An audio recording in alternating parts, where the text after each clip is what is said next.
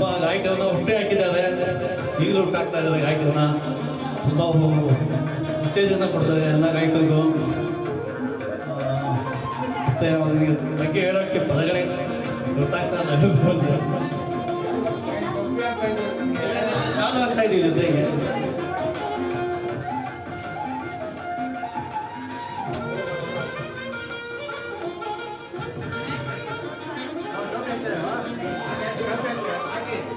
ಕಲಾರತ್ನ ಶ್ರೀ ವೆಂಕಟೇಶ್ ಅವರಿಗೆ ಶಾಲು ಹೊದಿಸುವ ಮೂಲಕ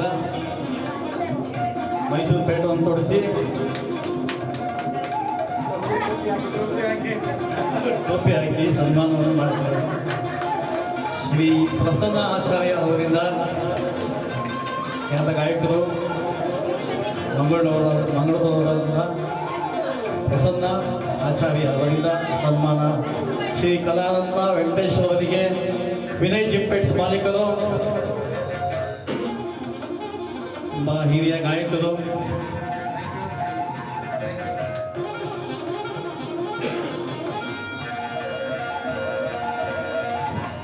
ಕಲಾರತ್ನ ವೆಂಕಟೇಶ್ ಸರ್ ಅವರಿಗೆ ಸನ್ಮಾನ.